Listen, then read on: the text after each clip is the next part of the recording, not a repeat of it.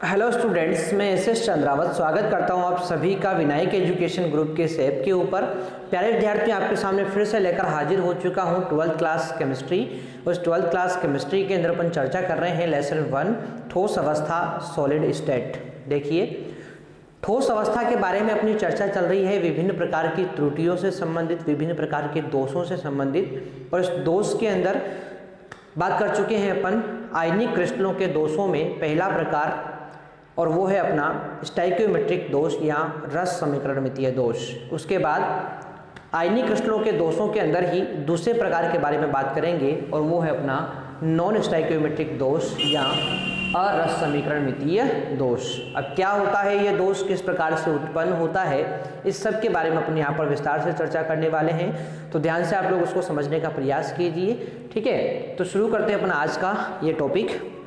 देखिए, non stoichiometric दोष की बात करते हैं तो सबसे पहले आपको ये पता होना चाहिए कि नॉन स्टाइकियोमेट्रिक यौगिक क्या होते हैं। तो देखो भाई, वे यौगिक जिनमें धनायनों व ऋणायनों की संख्या का जो अनुपात होता है वो उनके मूलानुपाती सूत्र से भिन्न होता है, ऐसे यौगिक क्या कहलाते हैं? ऐसे यौगिक नॉन स्टाइकियोमेट्रिक यौगिक कहलाते हैं। और इस प्रकार के यौगिकों में उत्पन्न दोष जो होगा उसे नॉन स्टाइकियोमेट्रिक दोष कहते हैं। ठीक है ना, तो ये चीज़ आप लोग ध्यान रखेंगे। ठीक है, परिभाषा अपन लिख लेते हैं कि वे यौगिक जिनमें धनायनों व ऋणायनों की संख्या का अनुपात, वे यौगिक जिनमें धनायनों व ऋणायनों की संख्या का अनुपात, धनायनों व ऋणायनों की संख्या का अनुपात उसके मूलानुपाती सूत्र से भिन्न होता है, उसके मूलानुपाती सूत्र से भिन्न होता है, मूलानुपाती सूत्र से भिन्न होता है नॉन स्टाइकियोमेट्रिक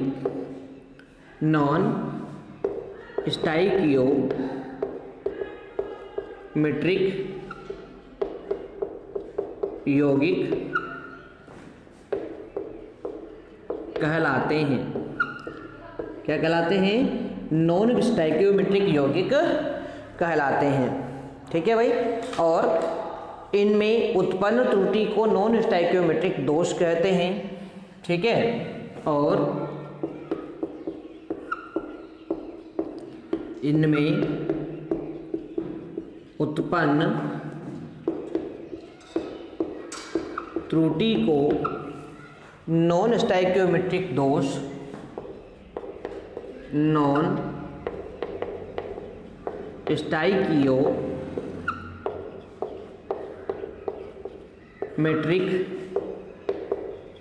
दोष कहते हैं। क्या कहते हैं? नॉन स्टाइकियोमेट्रिक दोष कहते हैं। ठीक है, अब सुनो ध्यान से, ये तो अपन ने बात की है नॉन स्टाइकियोमेट्रिक दोष के बारे में, एक सामान्य सी परिभाषा। अब देखो, एक सिंपल सी परिभाषा मैं आपको और बता देता हूं कि वे दोष जिनमें दोष उत्पन्न होने से पहले और दोष उत्पन्न होने के बाद दोनों ही स्थितियों में अवयवी कण यानी कि धनायन व ऋणायन की संख्या का अनुपात निश्चित नहीं रहता है, उनका अनुपात बदल जाता है।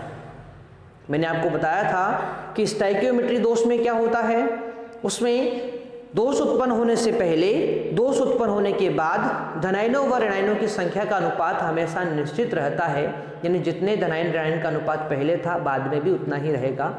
परंतु यहाँ पर धनायन व ऋणायन की संख्या के अनुपात में परिवर्तन आ जाता है।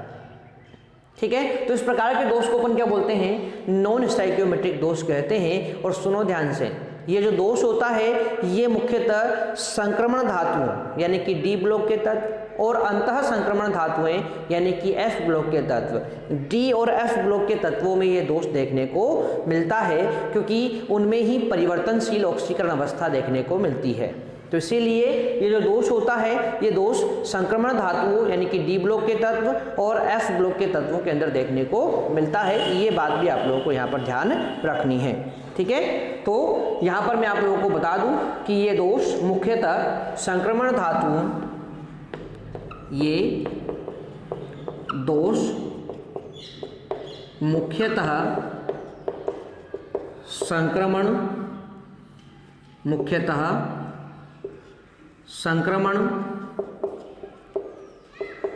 धातुओं के आयनिक यौगिकों, संक्रमण धातुओं के आयनिक यौगिकों में तथा कुछ अंतः संक्रमण धातुओं के यौगिकों में तथा कुछ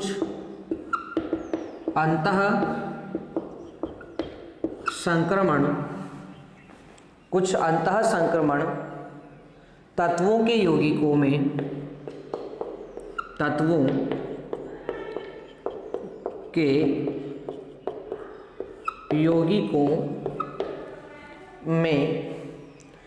पाए जाते हैं।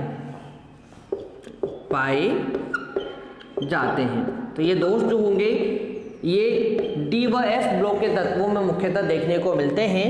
और ध्यान रखिए ये पुनः दो प्रकार से उत्पन्न हो सकते हैं या मुख्यतः दो प्रकार के होते हैं। तो देखो ये निम्न दो प्रकार के होते हैं, ठीक है। सबसे पहला होता है धातु आधिक्य दोष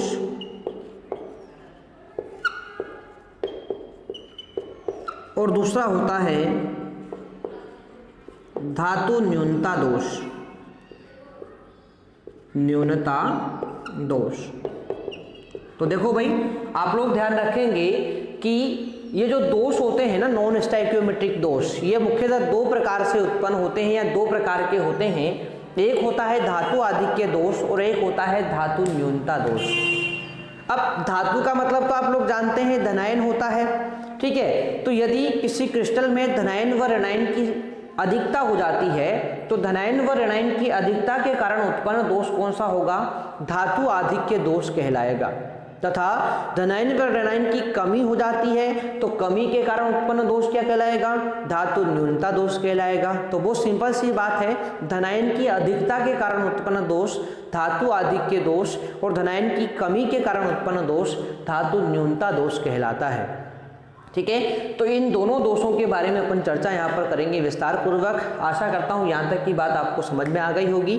अब शुरू करते हैं अपन किसके बारे में बात, वो है अपना धातु आधिक्य दोष। तो इसके बारे में अपन चर्चा यहाँ पर करते हैं कि क्या होता है धातु आधिक्य दोष। सबसे पहले इसकी परिभाषा अपन लिख लेते हैं जो मैंने आप लोगों को बता दी है। क्या बताई है कि ये दोष धनायनों व ऋणायनों की अधिकता से उत्पन्न होते हैं, ठीक है। तो ये दोष धनायनों या ऋणायनों की अधिकता के कारण ये दोष क्रिस्टल जालक में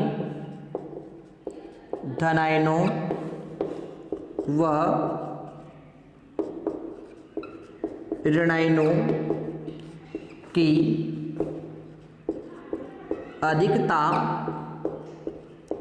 के कारण धनायनों व ऋणायनों की अधिकता के कारण उत्पन्न होते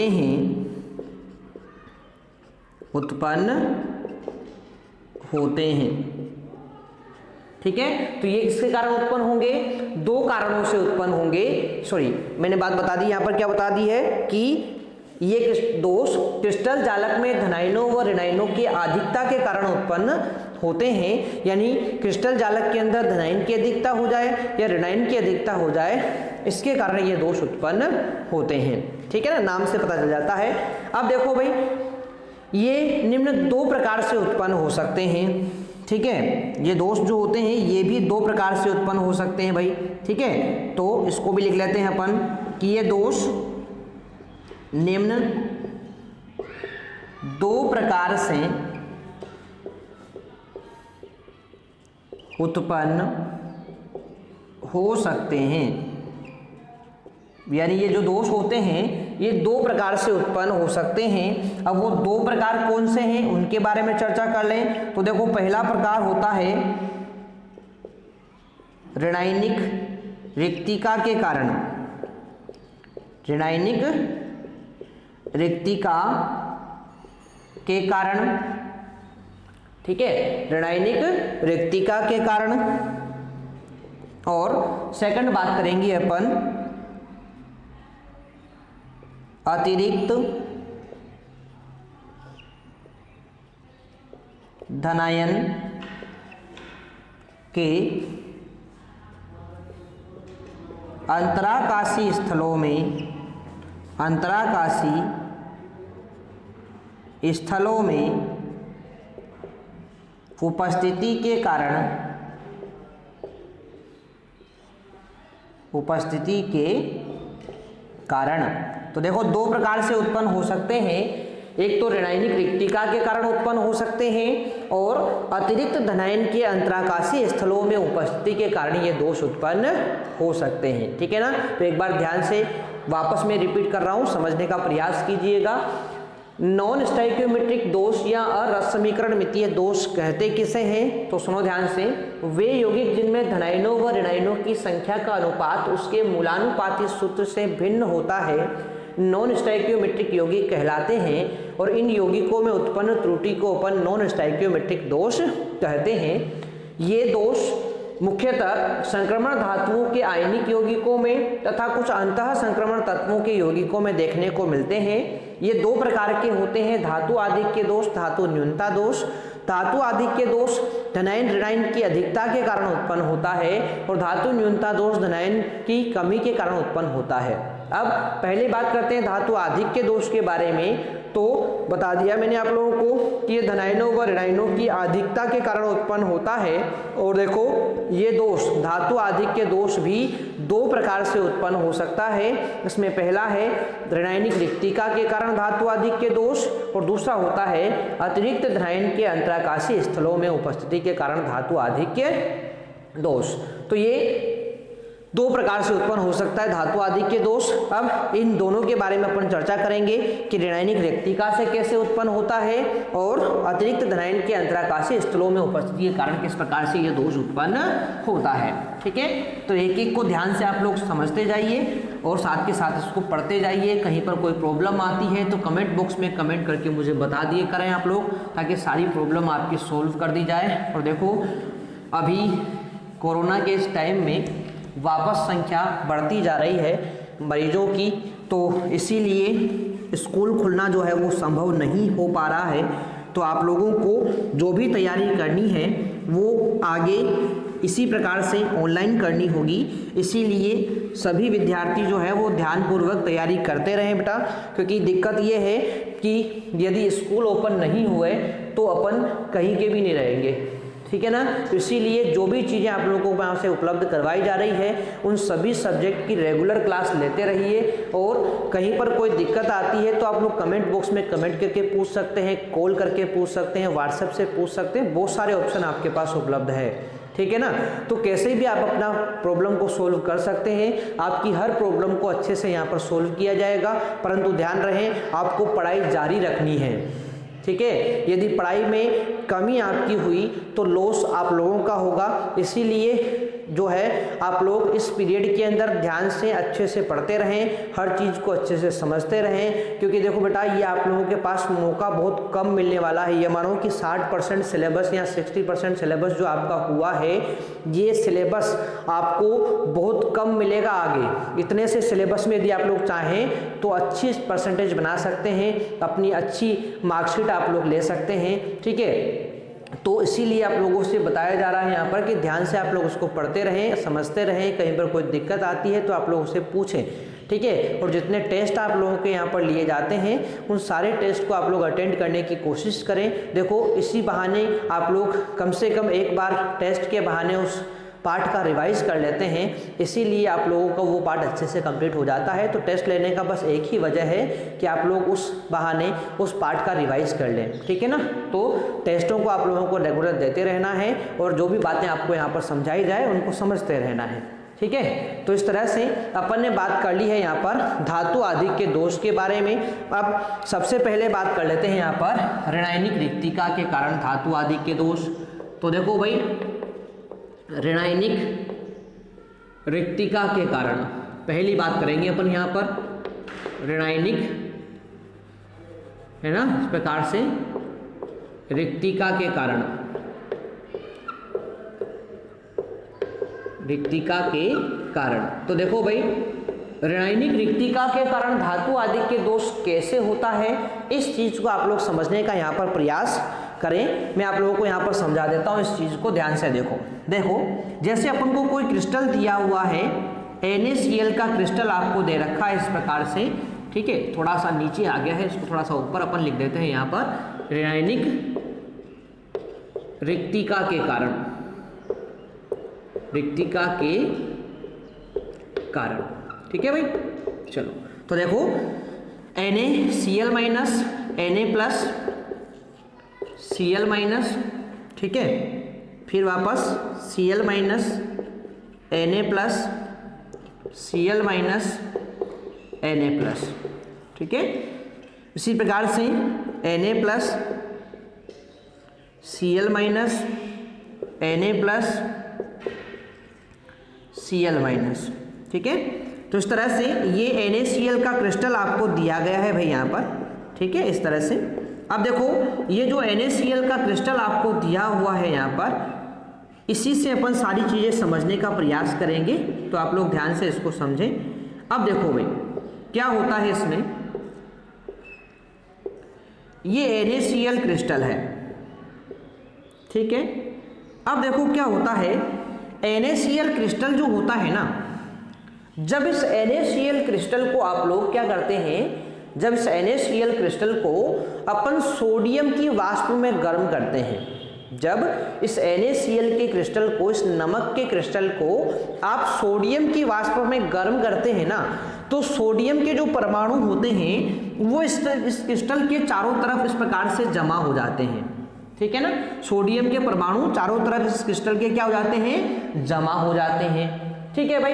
अब जैसे ही NaCl के क्रिस्टल के चारों तरफ ये सोडियम के परमाणु जमा हुए, तो ये सोडियम के परमाणु क्या करेंगे, ये सोडियम के परमाणु जो है ना, इस क्रिस्टल के अंदर उपस्थित ऋणायनों को अपनी ओर आकर्षित करते हैं, ठीक है। अब जैसे ही ऋणायन को अपनी ओर आकर्षित किया तो ये ऋणायन क्या करेंगे, अपने जालक स्थल को छोड़कर सतह पर आ जाएंगे।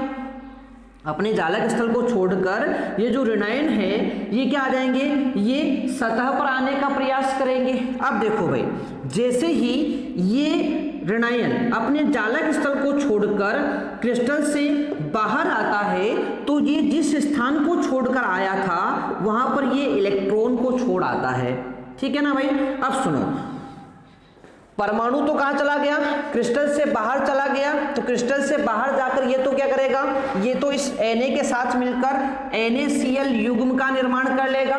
किसका निर्माण कर लेगा, NaCl युग्म का निर्माण कर लेगा।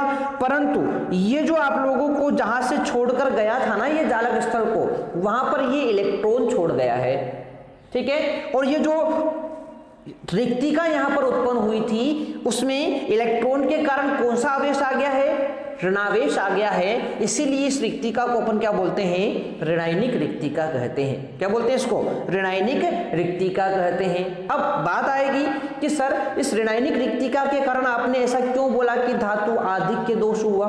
तो देखो भाई क्या हुआ यहाँ पर कि इस क्रिस्टल के अंदर पहले जितनी संख्या में धनायन थे उतनी ही संख्या में ऋणायन थे, ठीक है, परंतु एक ऋणायन अपना स्थान छोड़कर कहाँ चला गया, क्रिस्टल से बाहर चला गया।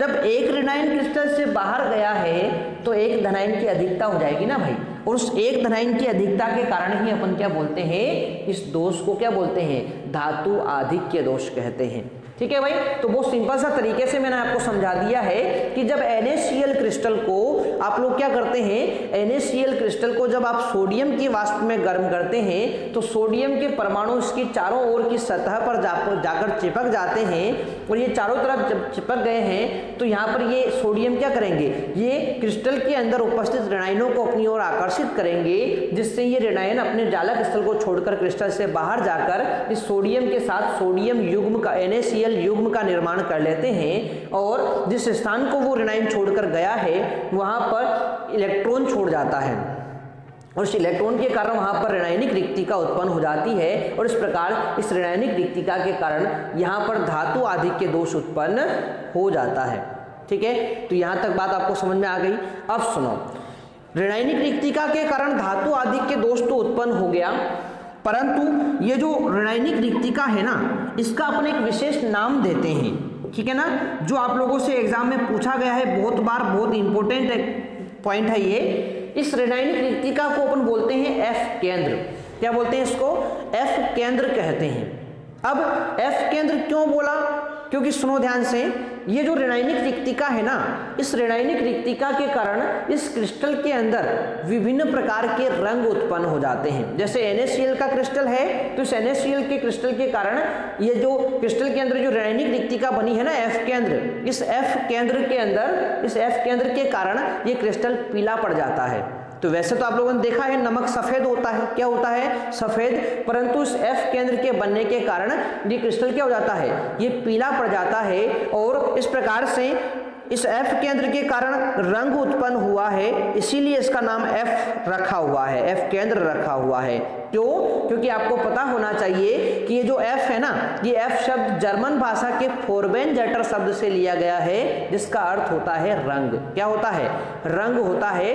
तो इस ऋणायनिक रिक्तिका के कारण इस क्रिस्टल के अंदर विशेष प्रकार का रंग उत्पन्न हो जाता है, इसीलिए इस ऋणायनिक रिक्तिका को अपन F केंद्र कहते हैं। और आपसे एग्जाम में यही क्वेश्चन पूछा जाएगा कि F केंद्र किसे कहा जाएगा, तो ध्यान रखें, अयुग्मित इलेक्ट्रॉन युक्त, अयुग्मित मतलब एक इलेक्ट्रॉन यहाँ पर है, तो अयुग्मित इलेक्ट्रॉन युक्त ऋणायनिक रिक्तिका को अपन क्या बोलते हैं, F केंद्र कहते हैं। तो इस प्रकार से ये सारी चीज़ें जो है मैंने आप लोगों को यहाँ पर बता दी है। आशा करता हूँ आपको ये बात समझ में आई होगी। अब इस चीज़ को अपन यहाँ पर नोट कर लेते हैं। ठीक है भाई, तो जब कोई ऋणायन, लिख लेते हैं, जब कोई ऋणायन अपना जालक स्थल, जब कोई ऋणायन अपना जालक स्थल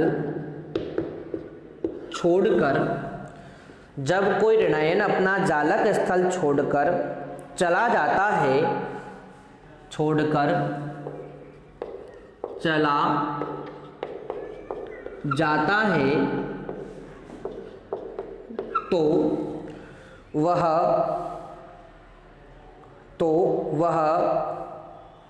उसके स्थान पर इलेक्ट्रॉन छोड़ जाता है, तो वह जालक स्थल पर इलेक्ट्रॉन छोड़ जाता है, इलेक्ट्रॉन छोड़ जाता है। इससे क्रिस्टल जालक विद्युत उदासीन बना रहता है। ठीक है, छोड़ जाता है, इस प्रकार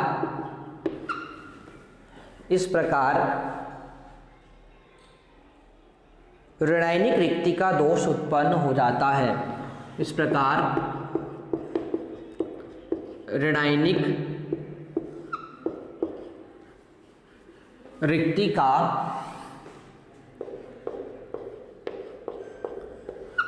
उत्पन्न हो जाती है,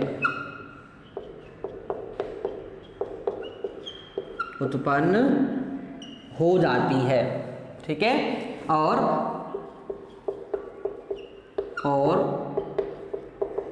क्रिस्टल विद्युत उदासीन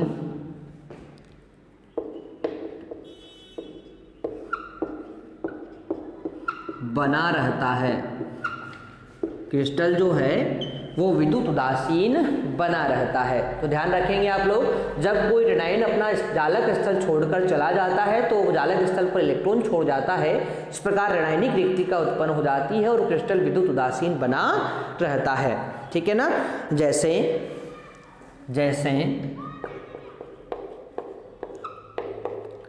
जब NaCl क्रिस्टल को सोडियम वाष्प में गर्म किया जाता है, सोडियम वाष्प में गर्म किया जाता है तो सोडियम परमाणु क्रिस्टल की सतह पर चिपक जाते हैं। तो सोडियम परमाणु क्रिस्टल की सतह पर चिपक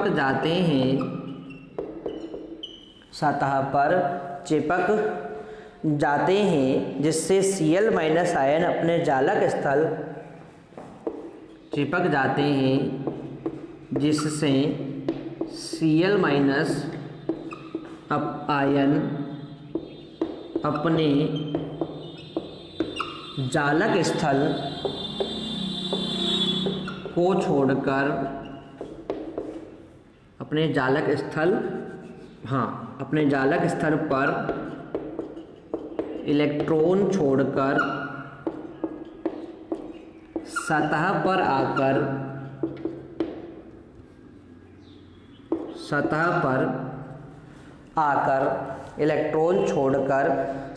पर आकर NaCl युग्म बना लेता है। NaCl युग्म बना लेता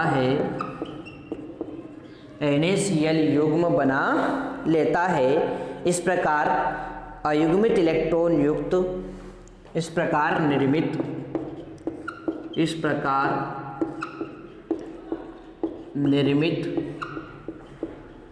अयुग्मित इलेक्ट्रॉन युक्त ऋणायनिक रिक्तिका F केंद्र कहलाती है। क्या कहलाती है? F केंद्र कहलाती है। ठीक है। जर्मन भाषा के फोर्बेनजेटर जर्मन भाषा में फोर्बेनजेटर का अर्थ रंग होता है। ठीक है भाई। आगे ध्यान रखेंगे, इस F केंद्र के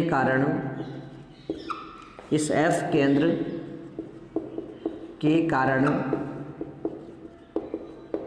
क्रिस्टल विभिन्न रंग प्रदर्शित